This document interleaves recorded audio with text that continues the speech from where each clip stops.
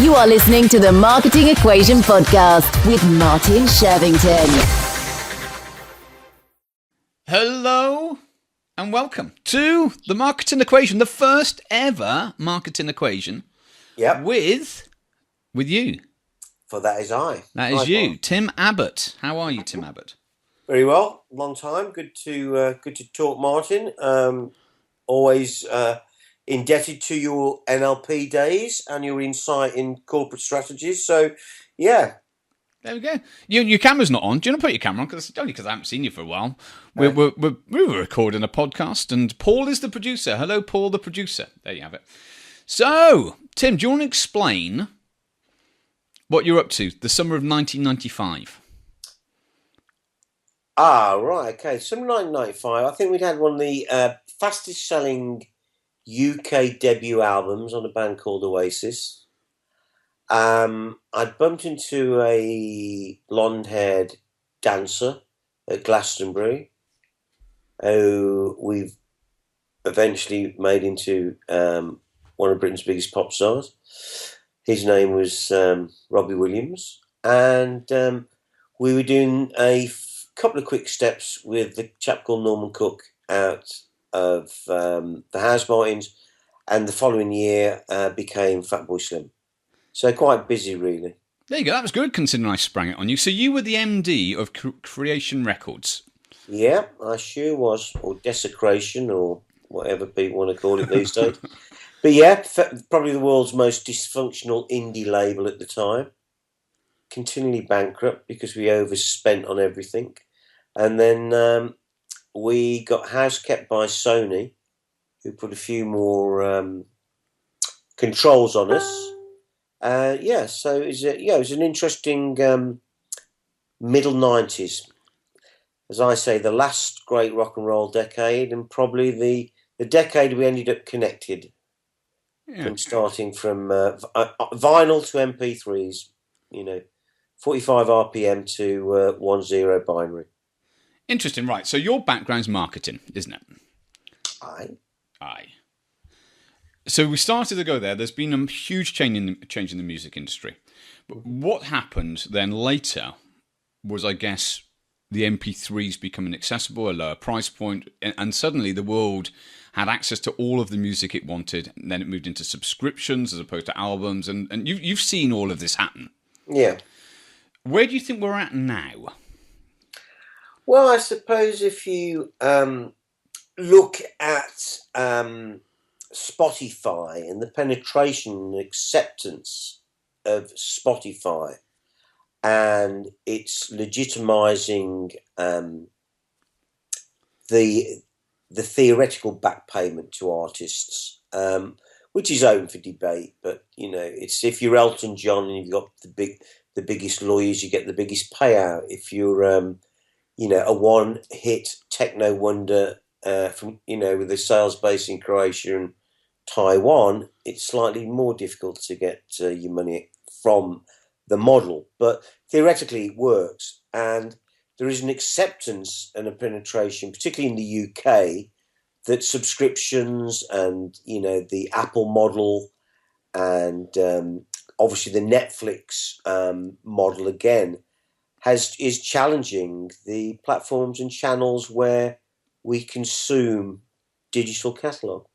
Because that was really a reaction, I think, against the BitTorrent type. Well, it's information, it should be free, we can access it. And what Spotify and what Google Play have done are put it into stores or put it for accessibility, or Google Music, shall I say, that means that you pay a subscription, but you actually have something that you couldn't otherwise have. You have it indexed, you have playlists, there's a social aspect to it potentially where people can see, it's integrated, well, SoundCloud's integrated with Facebook. So there's something that they offered people, which then allowed them to charge, and as you said, then connects back potentially to the artist. So that's a solution caused by people being connected and basically just sharing files around the place. Yeah, I think the music business took a long time to shackle off the element of greed. The music business is not owned by the music business anymore. It's a subtle paradigm shift that the computer companies or digital distribution models now own the music business per se. You can say that Warner's EMI, you've got Adele, these incredible sales of Adele, but you can argue that who really owns the stream profit from artists these days are the power brokers like Google Play, like iTunes, like Spotify. And why that came about was that the music business trying to defend. Oh, we've got we've had the CD. Oh, great! We're going to recharge everybody to buy MP3s, but we're going to protect everything first. So we'll actually sue Napster, and we'll get bitchy with everybody, and we'll sue, kids downloading and doing peer-to-peer and this, and we'll basically turn everybody against us and show what a greedy bunch of fucks we actually are. And quite rightly, the horse had bolted with 50,000 pieces of music on a USB stick for $30, and that was it. It was over. People had the catalogue; it had been digitised, and it was a rocket. And if you then, I worked 99 on some very early dot flops out of San Francisco, where content was king, and this, and I think I would argue and say, well, we'll never disband the high street. We'll never break. Retail's retail, and I still latch on to why the resurgence of vinyl is strong, is that there is a kinesthetic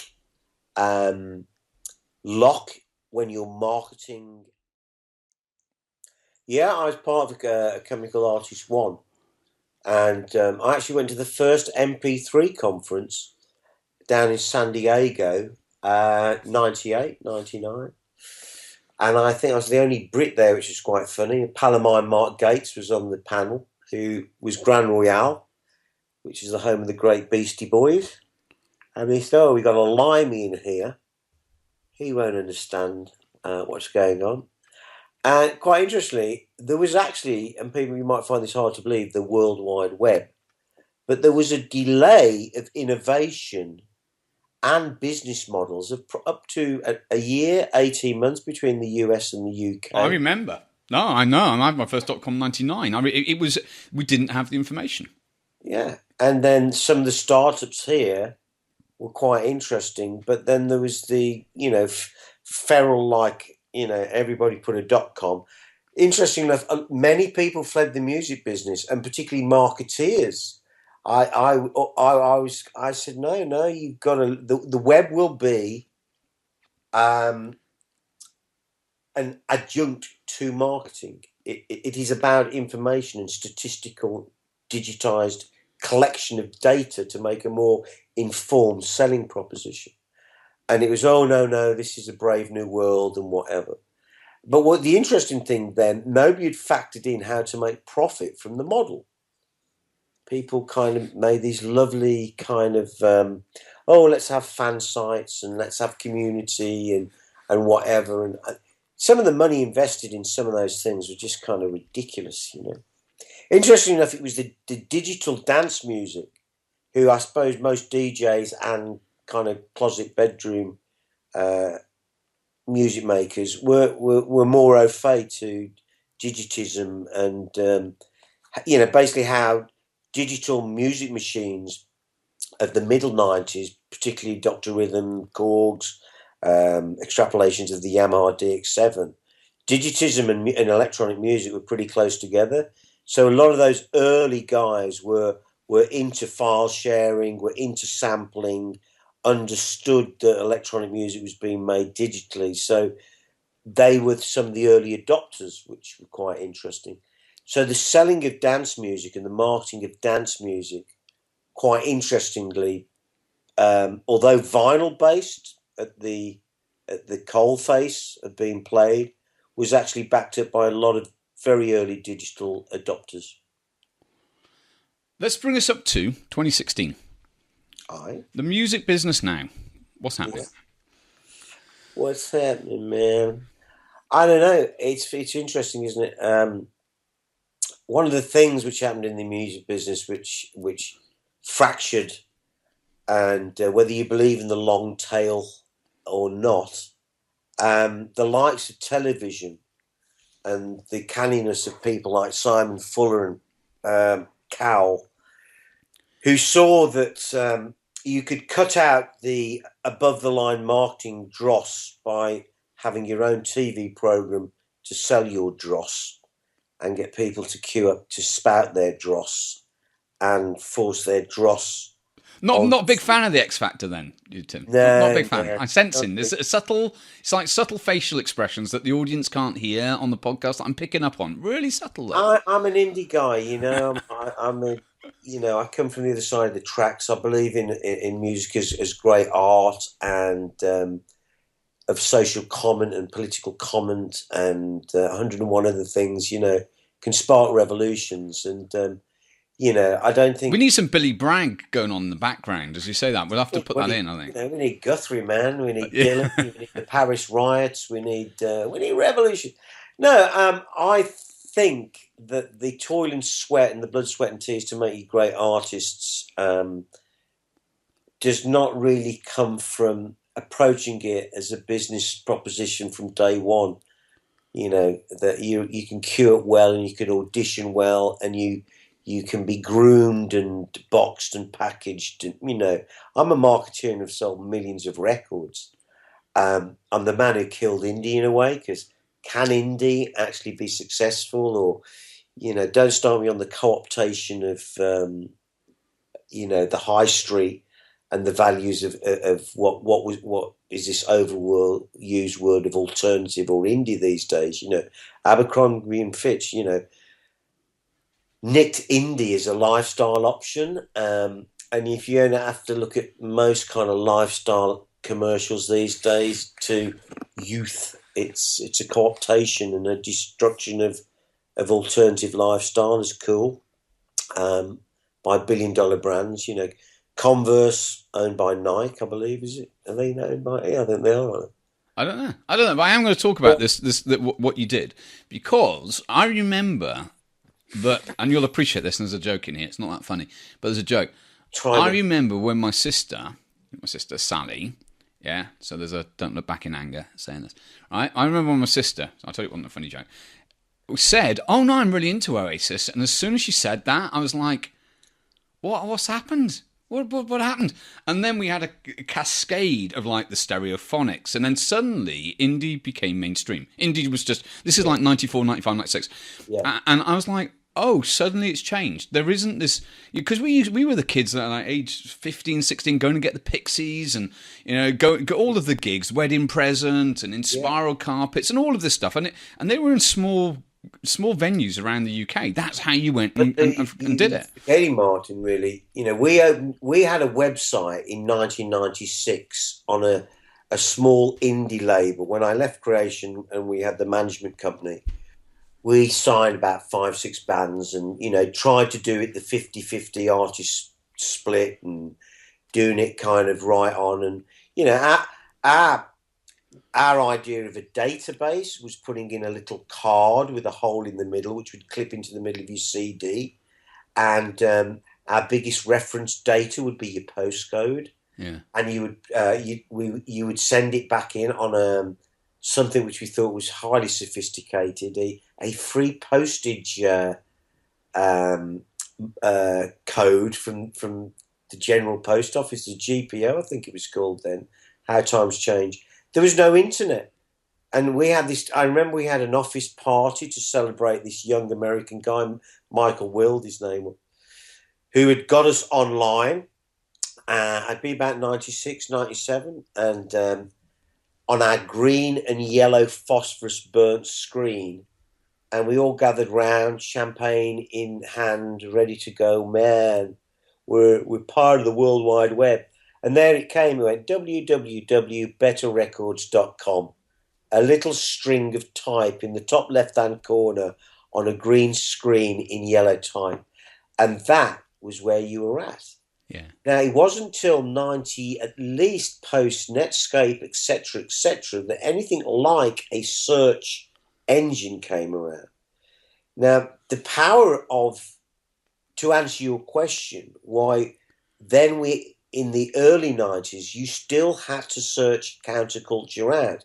You had to look at the Face in your local town.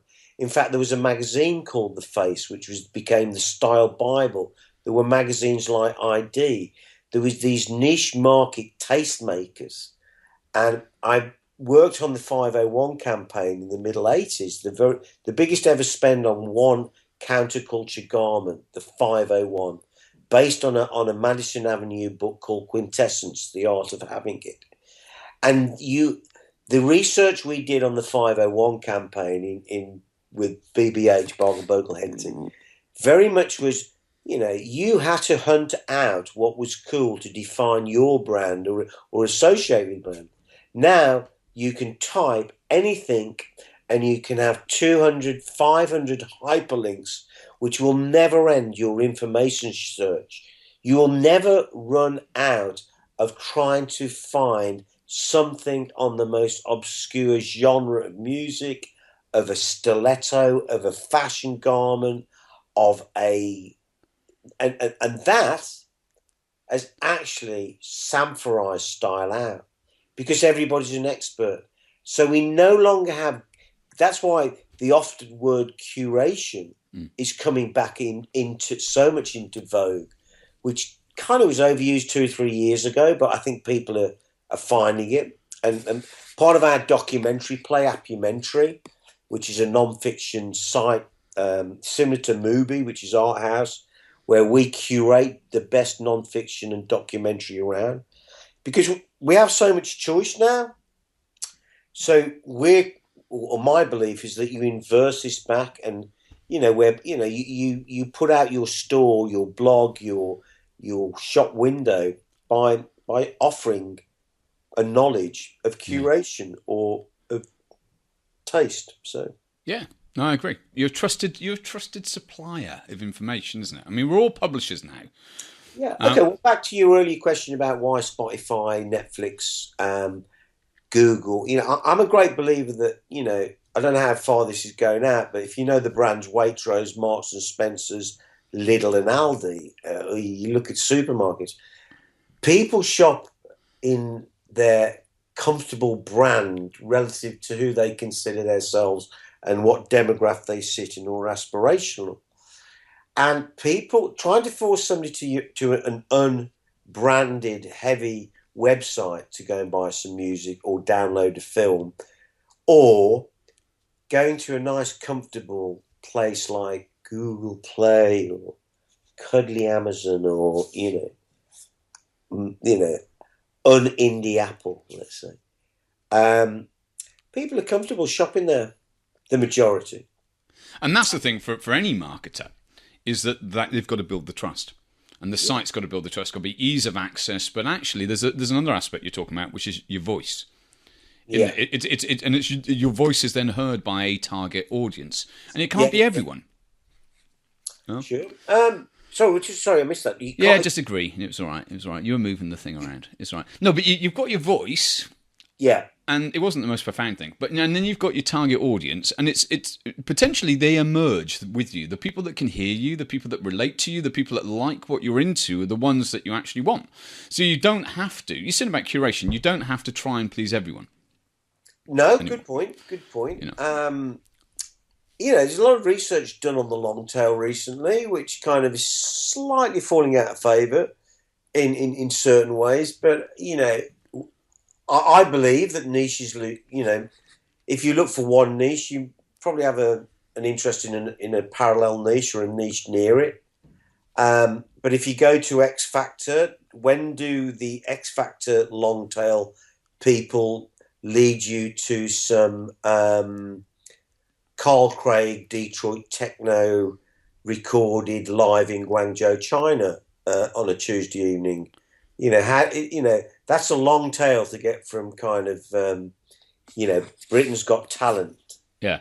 So, it is interesting. So How do we bridge that? I think the interesting areas of dynamics in music marketing at the moment is the old channels having to regroup and rechange, and you've got the new platforms like a Spotify.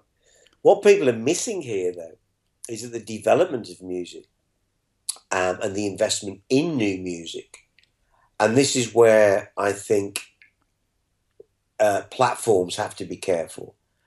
And none more than Netflix and Amazon, who've taken billions and billions of dollars to make new content, and they're headhunting the best of Hollywood and BBC, etc., etc. How good was House of Cards? Well, if you've got a 70 million audience, theoretically, if you thrust that on them, it might well get watched. And Orange is the New Black and whatever. But the old Studio V, the new platform channels, there's going to be an interesting shootout there. And again, where is Spotify's music label then? Where is Apple's music label? When do you not become a distributor and become God to all? So let's talk about YouTube on that one then. And talk about what's been happening, because you got the creator aspects, and people can go into YouTube Studios when you've got 10,000 subscribers. I think it is. You can go in and use the studio. So they're trying to up the quality. But what do you think about that from an artist's point of view? Well, yeah, interesting. Artist equals audience, doesn't it? So watching a goldfish kind of do backflips out of its bowl is very funny and charming.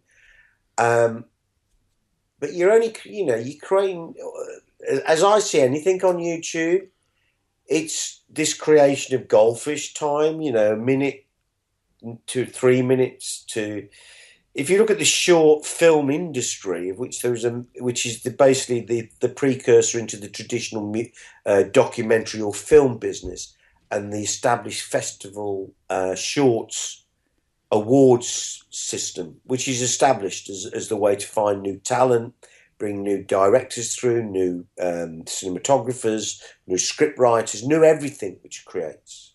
Not music, I'm talking about, starting that journey where you become Fellini in 30 years and write something fantastic, Not, who's encouraging that?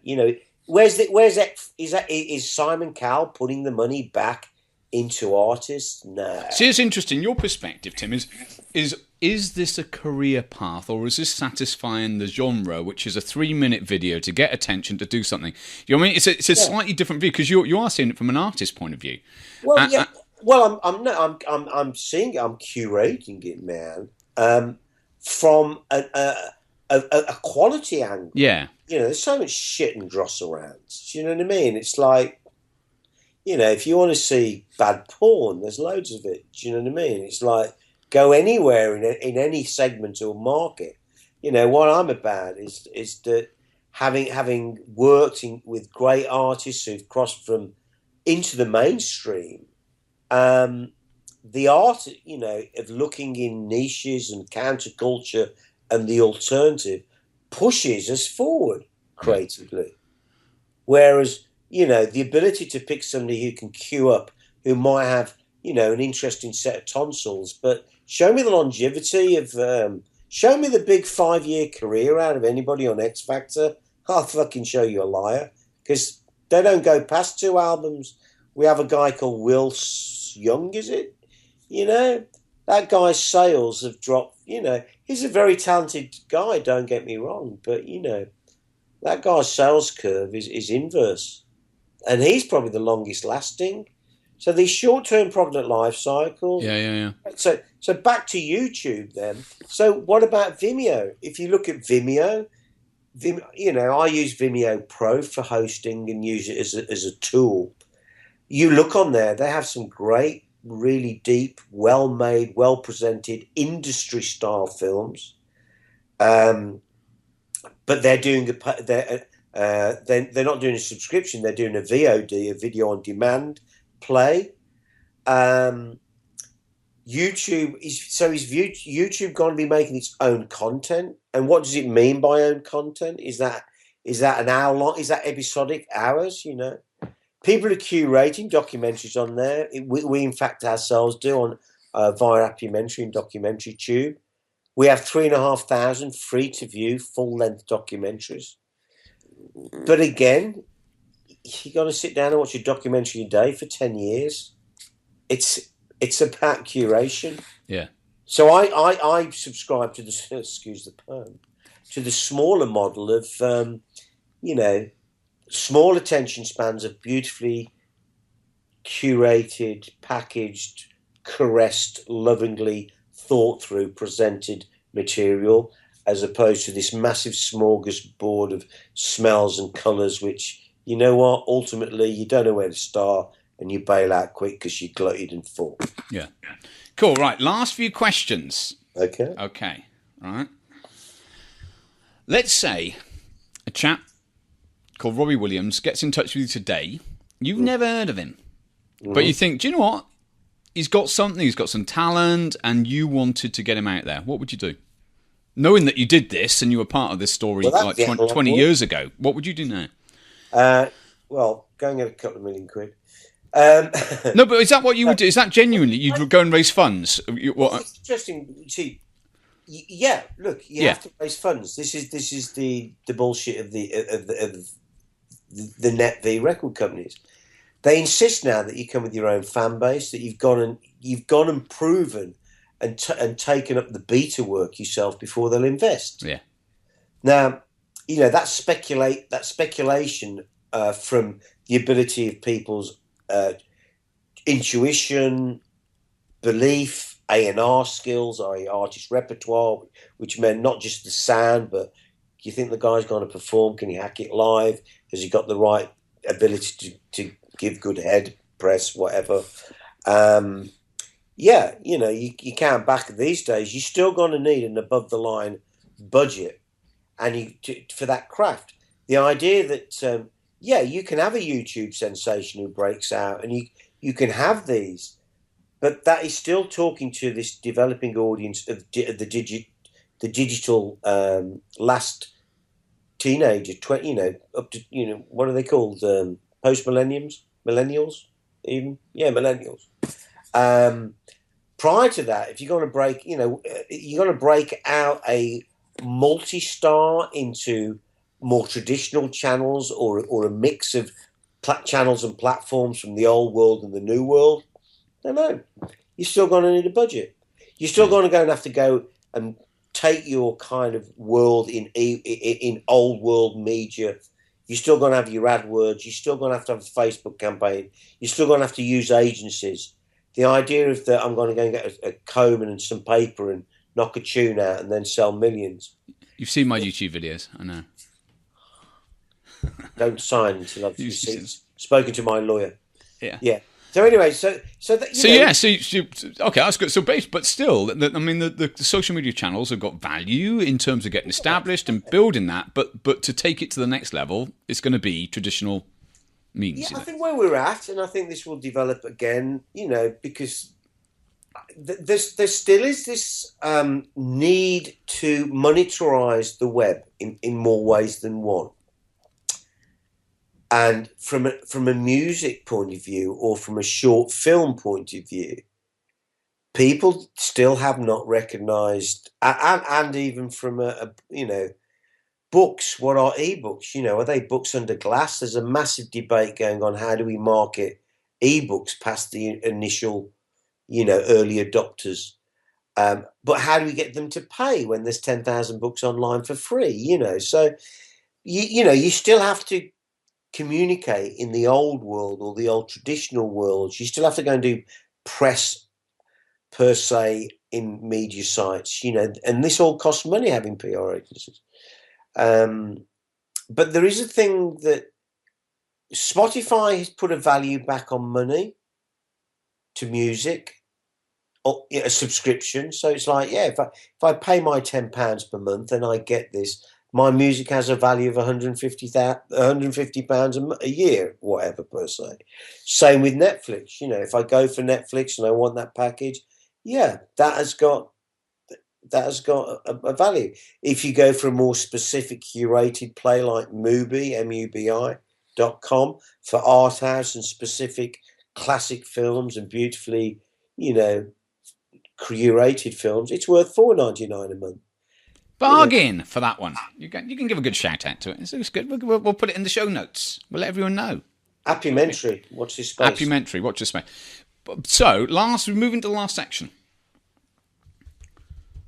Because this is the marketing equation. Yeah. Let's take you back 20 years, 22 years, 23 years, that whole period, so you had Fatboy Slim, you had Robbie Williams and Oasis. If there was an equation that you were to throw out, I could have prepared this for you ahead of time. Just off the top of your head, what is the magic formula, you think? Because you guys did come up with it. It's one of the biggest marketing success stories. Talent. Ever. You need talent plus strategy plus tactics. Interesting. I like that. That's good. Right on. I'm writing that down. And you were the strategy man. I sure was. And tactics. So bring me the talent and pay my bill. Yeah. And we'll put you ill somewhere. We'll leave that bit out. We'll edit that out. It was good. It was all right until the pun. Strategy. Strategy. Talent, strategy, tactics. Oh, and you know what? You need budget. There you go. Yeah, underpinned. We put a little line, and then we put budget underneath, divided by budget. Over budget, yeah. Okay, all over budget. That's nice. Well, we want it in budget, but over budget, sort of speaking, on the line. You know what I'm saying. Let's tell everybody, before we wrap up, just a little bit, because you and I, because they won't know necessarily yet, we've known each other for a little while. We've been mates for a little while. So and this is why I reached out. Even though you're ill and you've got a chesty thing, you're still doing great.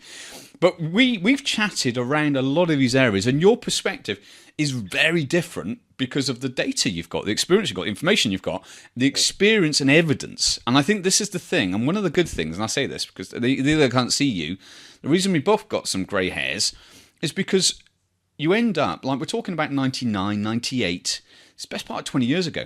And actually, one of the advantages now is seeing the things come back, seeing the themes come back, seeing the problems come back, seeing the next version. It's like a new problem at a different level, or the same problem at a different level again. Yeah. We talk about monetizing. It's the same problem with content that's going on right now. Content. Music's content, and we've got the same things that keep reappearing because there isn't a path set. It's got to be found. Yeah. So, anyway, I just thought... I think subscription, we'll see how subscription goes. Yeah.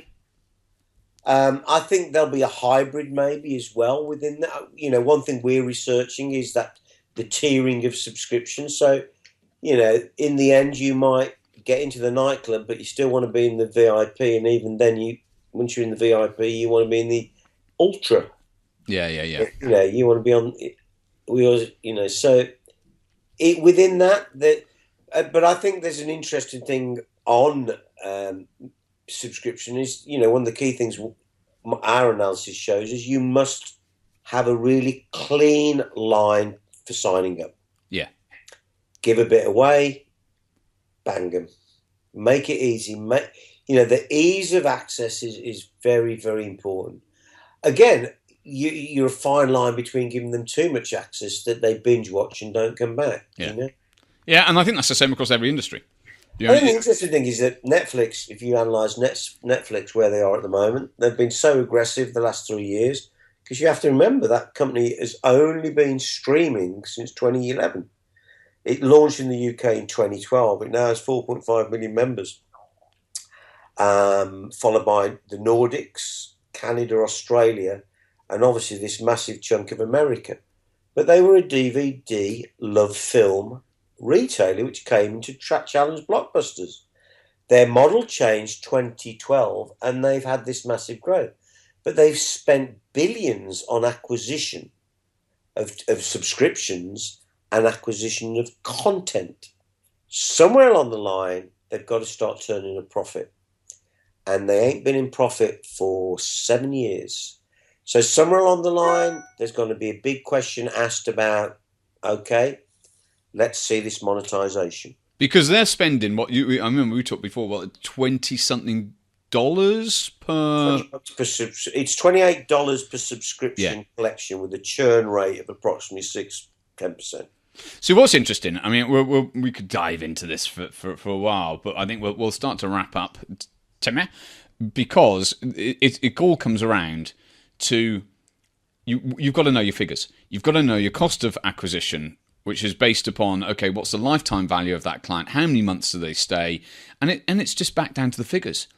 And that's what they're doing, isn't it? Is running the figures. They're buying the customer, essentially, for that price point. They bought 70 million worldwide audience. Yeah.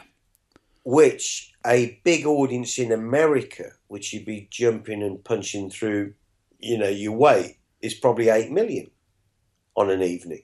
Walking Dead, maybe 15 million across America. So what is interesting is these worldwide trans-territory audiences via a very established, broken down film and TV audience. Now, the other interesting thing, that then affects your whole worldwide marketing campaign. So the web, it might be the World Wide Web, but you actually, again, have these platforms operating as individual territories in countries. So, the other interesting thing about Netflix, which they announced last week, was that they're blocking the myriad of kind of Netflix feeder companies, search engines, cross-territory unblockers. So, and that's because when they license content, they don't get a worldwide license. They do a patchwork for different territories. So Netflix is great, but you could say that Wall Street is asking to see this great audience they've collected turned around. Yeah. However, they just captured another $5 billion. So it's $5 billion investment. So, it's pretty wacky. Amazon, they put $2.2 billion aside for new creation content. So, it's going to be interesting to see what these guys think they know via what old Hollywood knows. Yeah. And one thing's for sure, old Hollywood don't give up that easy. Yeah. All to play for. Okay, where can everyone find you? Tim Abbot? timabbott@me.com. But no, actually send them to www.appumentary.tv. There you go. www.appumentary.tv. That's APPUMENTARY.tv. There we go. Fantastic. And that was the first ever marketing equation. And Tim said it was talent plus strategy plus tactics over budget. What a great equation. I like that. Thank you, Tim. Thanks, Mike. See you soon, mate. Click through. Thank you for listening to the Marketing Equation Podcast, brought to you by PlusYourBusiness.com and Effective.fm.